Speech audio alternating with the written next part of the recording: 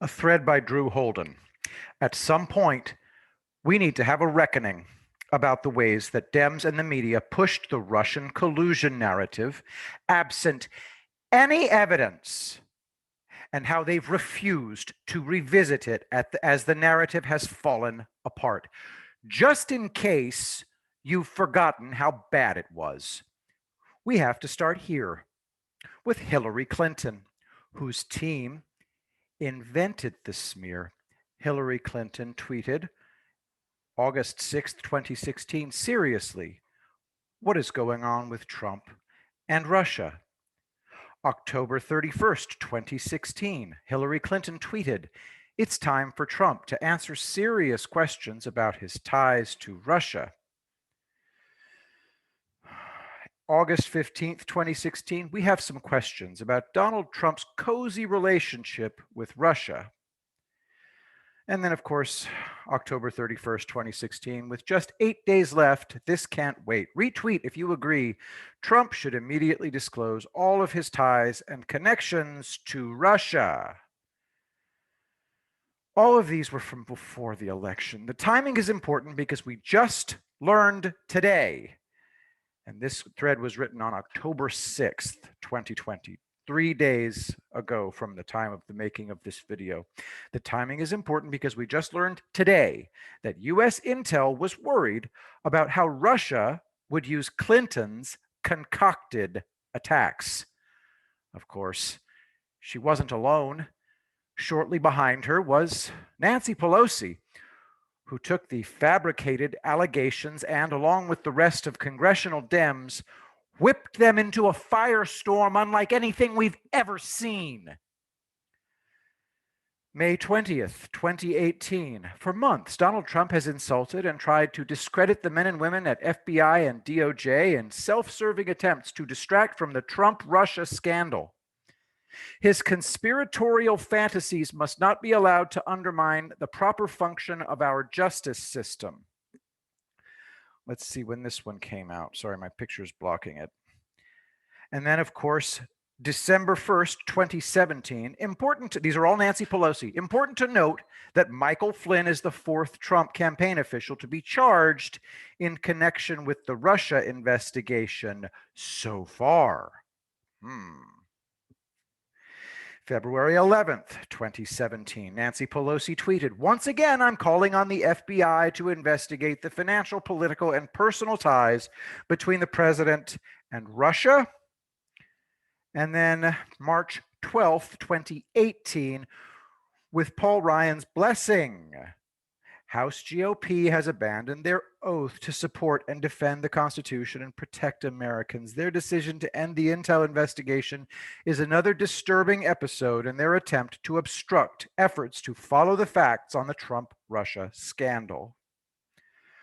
One of the key voices in all of this, of course, was Representative Adam Schiff, who showboated his way to national attention.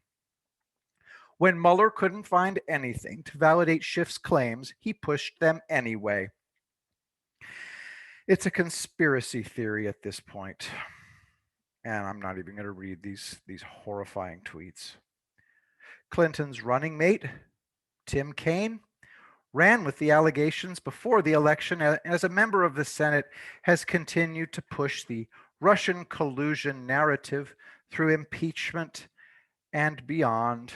It's the same garbage before the election. He isn't on Twitter, but again, it's really hard to overstate the role of Harry Reid in the creation of everything dumb and bad in our present politics. One of my favorite characters in all of this has been Ted Lieu. I'm not sure that boosting the reliability of Brennan, Christopher Steele, or the FISA court has aged particularly well. Let's look at this one. I don't know the date of this tweet, but I'm going to assume it's around February 18th, 2018. Ted Lieu tweeted, in the last 12 hours, there have been a series of desperate tweets from the account of Donald Trump. I can't tell if the president is writing them or if it's someone from Russia's Internet Research Agency. Also, when is Trump going to implement the bipartisan congressional sanctions?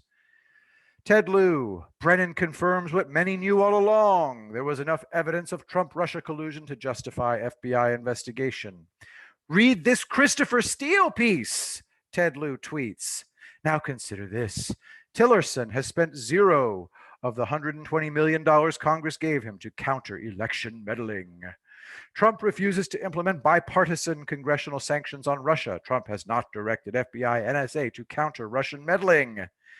Ted Lieu tweets, FISA judge appointed by Chief Justice reviewed evidence and concluded probable cause exists a Trump member was agent of Russia.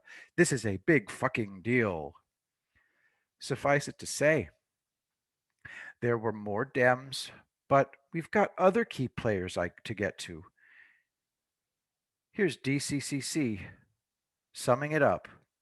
They tweeted, or perhaps the NRCC is hoping that maybe, just maybe, President Trump will once again ask for Russia's help in attacking our democracy. After all, Trump's campaign and the GOP are still refusing to reject hacked information. Breaking! Robert Mueller just spoke out on Trump's shady Russia ties. This is from May 29th of 2019. Retweet to stand with our Democratic majority against this dangerous president.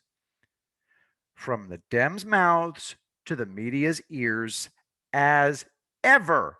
Perhaps the worst booster of the Russia collusion narrative was MSNBC.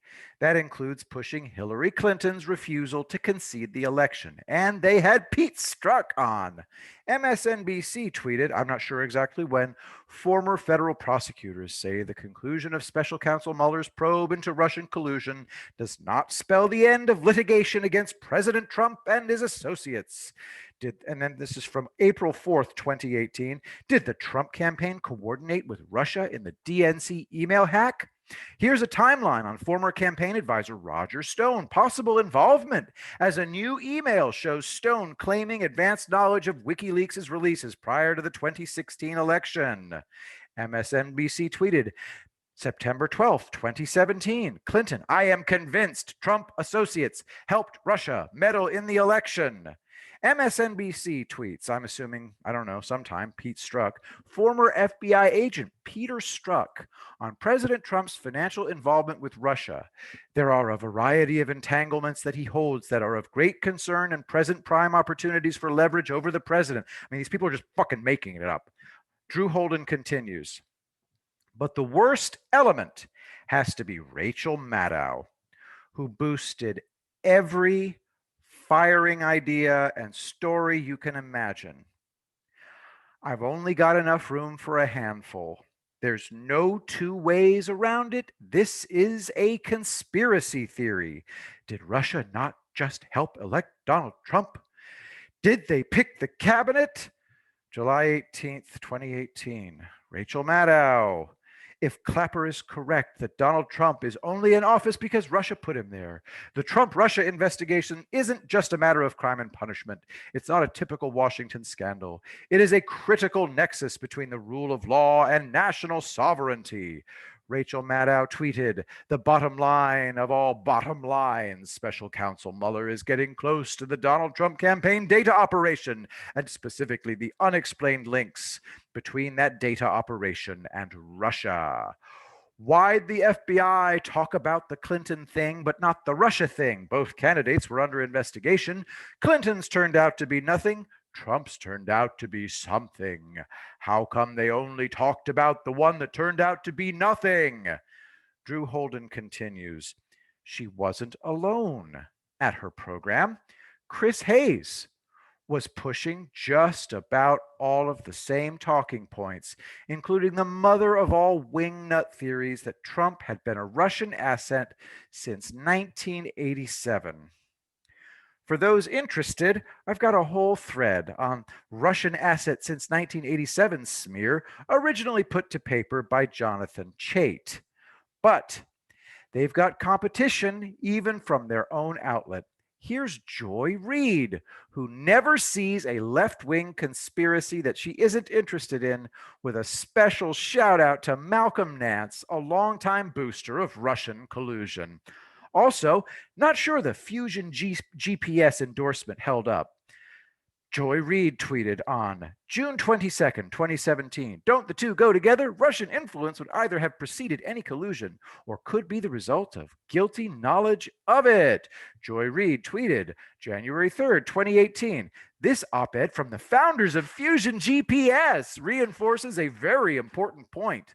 It's not just Trump, it's Republicans in Washington more broadly. They are protecting him at all costs, even knowing the evidence of collusion with Russia that they won't let us see."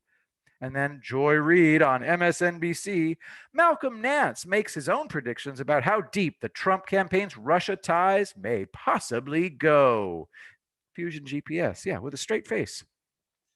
Drew continues, "You may have forgotten that CNN had 3 journalists who had to resign after a retracted story alleging a connection between Trump and Russia. That may not have even been their worst reporting. Shout out to Chris Chaliza." Let's see what old Chaliza had to say. "President Trump has a new opponent, a gusher of leaks from anonymous sources hinting at nefarious collusion with Russia, February 15th, 2017. CNN Politics, this Donald Trump answer on Russian collusion is a real doozy." And then let's see what else. "The Senate just dropped a massive Russia bombshell and most people missed it, Chris Chaliza. August 20th, 2020. What, really? Oh, updated August 20th, 2020. It's still there. These people are freaking nuts."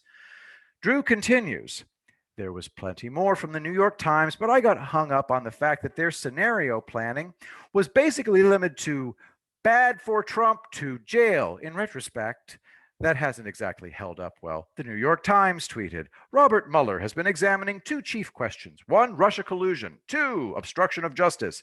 How could it end? NYT Mike examines the less aggressive option, the Nixon option, the most aggressive option." Ooh. The New York Times tweeted, "President Trump raged anew about the special counsel investigation, charging that it had turned up no evidence of collusion with Russia and was now casting a worldwide net." I think this one from Time Magazine is pretty clear. On October 4th, 2016, Donald Trump's many, many, many, many ties to Russia. Time.com. For those of you just listening, there's graffiti of Donald Trump making out with Vladimir Putin. This is October 4th, 2016. Okay, so this is freaking coordinated. And then there's BuzzFeed, who gave us the thoroughly debunked Steele dossier. But to me, the best part is their suggestion of icing on the cake related to Putin. Just incredible journalism from BuzzFeed, no idea what date. In what could have been the icing on the cake, the Trump organization planned to give Putin the penthouse as a gift from Felix Sater. BuzzFeed News tweeted February 10th, 2017, less than a month after inauguration, U.S. intelligence has confirmed parts of the dossier about Trump's alleged ties to Russia. Drew continues, "For those interested, I did a full thread on the Steele dossier as well. It has since imploded. As ever, the Galaxy Brain blue checks got involved on this one.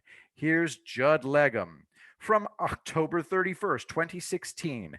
Just a week before the election, Judd Legum tweeted, 3 explosive new revelations about Trump's connections to Russia.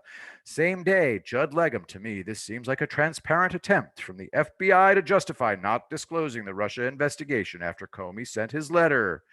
Same day, October 31st, 2016, this New York Times article that cast doubt on the idea that Russia is trying to help Trump is very weird."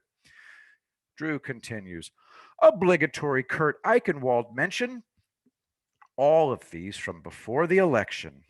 Let's see what date we have on this one. Wow. All right. November 4th, 2016. Kurt, mask up, vote early, Eichenwald tweets, "For those attacking my Trump-Russia story, eager to hear why you think he denies findings of entire intel community which he's been briefed on. More Kurt Eichenwald, pervert in chief. Hillary is hitting Trump's base. Russia, October 9th, 2016. Kurt, Pervert Eichenwald, Kremlin recorded secret video audio tape of Trump during trips to Russia in hopes of collecting compromising material, 11/4/2016. And then 10/10/2016, follow trail. Russia manipulates email, publishes on government media. No one else reports it. Trump reads it at, Newsweek. Isn't that great? Drew continues, I will never forgive myself for supporting the candidacy of Evan McMullin. I was bamboozled. I'll admit it. Let's see. This is from October 19th, 2016. Evan McMuffin tweeted, the only threat to our electoral process this election comes from Donald Trump's friends in Russia. Hashtag debate night. And then more Evan McMuffin. Oh, no, Jake Tapeworm. Former CIA officer, hashtag Trump couldn't get low-level security clearance because of Russia ties. At Evan McMullin. Okay, that's August 17th, 2016. And Keith Olbermann, Drew continuing, had a nightly rant about this for months. Keith Olbermann tweeted from 9/28/2016, it's critical to prevent Russia's act of war from leading to Trump taking the oath. From 9/28, is Trump loyal to the U.S.? Trump, are you loyal to our country? Explain Carter Page and your ties to Russia's dictatorship now.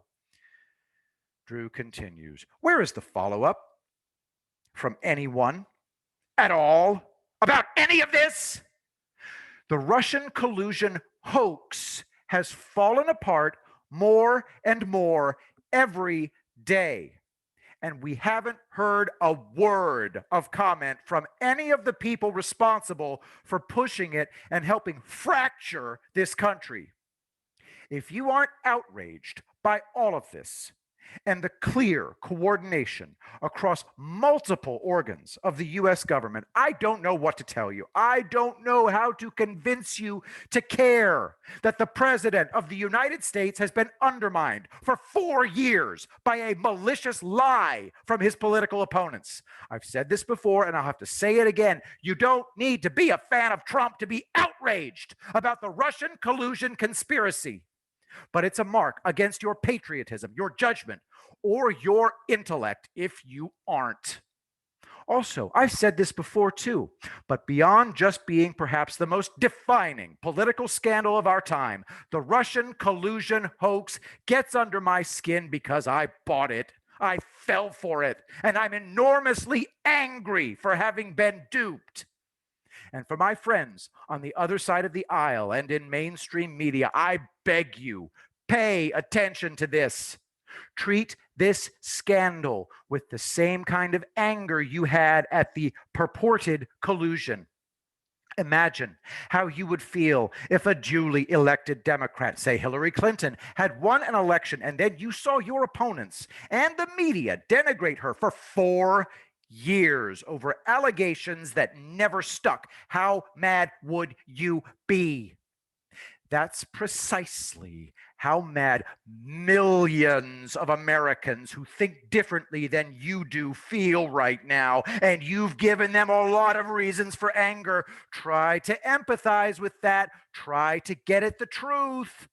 Also, if you haven't already seen, I've got a whole separate thread on Carter Page. I just don't get it. I can't possibly bring myself to understand how anyone could look back on these takes, knowing what we know now, and not feel a deep, abiding sense of shame at the damage done and a need to fix it or hide under a rock forever. I guess what it all boils down to is that an enormous number of people across politics and the media owe President Trump an apology. I can't imagine that it's forthcoming. In case this isn't showing up for people, here's the unroll, and of course, here's this video. Also, for those asking, I don't have anything to sell or subscribe to, but the pandemic has meant more people needing food banks and fewer people able to help. In your charity, please consider making a donation if you can. Capital Area Food Bank is great. I will be greatest president that God ever created.